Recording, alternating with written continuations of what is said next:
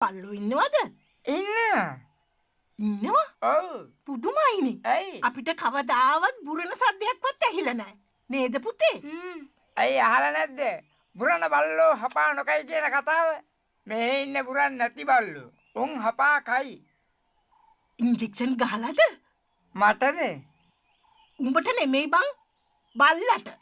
ඇයි උඹ ඉන්ජෙක්ෂන් ගහන්නද? මේ මගේ අකා උසන්නතෝ ඵලයන් ගෑණියේ අන්ද. මෙතන වැදගත් මිනිසුන්ට වැදගත් විදියට කතා කරන දන්නේ නැති කාලා කන්නේ 70. මාස් කන බල්ලට වැඩිය කටු කන බල්ලනේ සැර. මේ ගෑණියේ බොය බලු කතාව නතර කරගනි.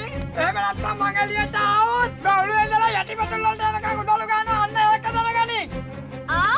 පුළුවන් නම් එළියට වරෙන්කෝ. මහ ලොකු චන්දිය මාව උදළු ගහන්න.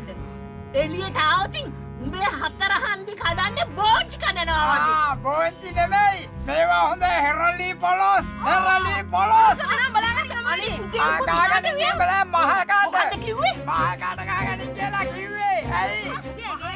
ඔව් බලන්න. මාව නරක ගෑණි කරගන්න එපා.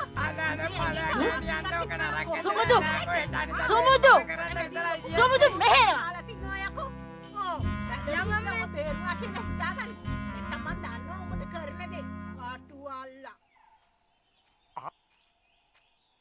සුමුදු හරිම ලස්සනයි මිනිස්සුන්ට කතා කරන විදිය.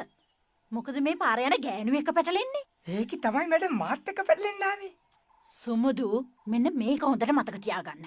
මේ වටපිටාවේ ඉන්න ඔක්කොම අපේ ඡන්දදායකයෝ. ඒ මිනිස්සුන්ව අපි හොඳින් තියාගන්න ඕන. ඒ මිනිස්සුන්ගේ ඡන්දේ මනාපේ දෙකම නැති වුණොත් ඔය മന്ത്രി හාමුදුරුවන්ටත් වෙන්නේ ගෙදරට වෙලා වත් උදුරු ගගා ඉන්න තමයි. එතකොට මැඩම් කියන්නේ උන් කියන ඕනම් බලු කතාවක් අපි ඉවසගෙන ඉන්නවා. නැතුව. දැන් ඔය മന്ത്രി හාමුදුරුවන්ටත් ඔය මිනිස්සු මොන තරම් බලු කතා කියා බනිනවද?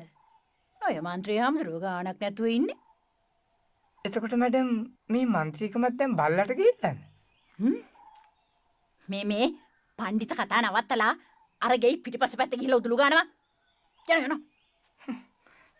මේකට අවිත් අපි බලු ගන්නට වැටෙනනේ. ඔව් මචං.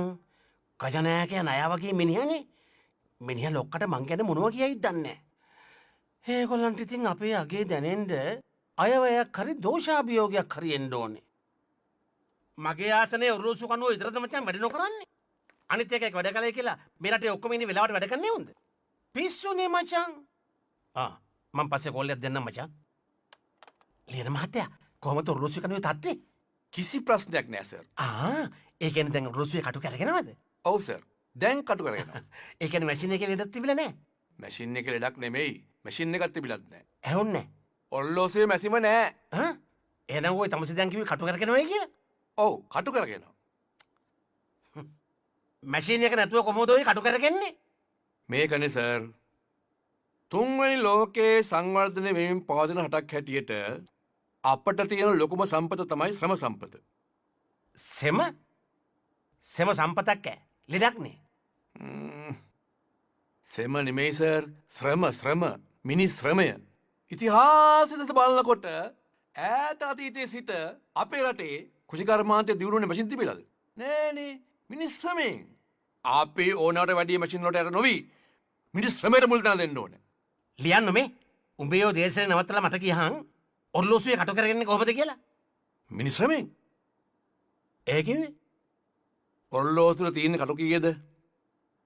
2යිනේ. පැය කට්ටයි විනාඩි කට්ටයි. ඇයි තප්පර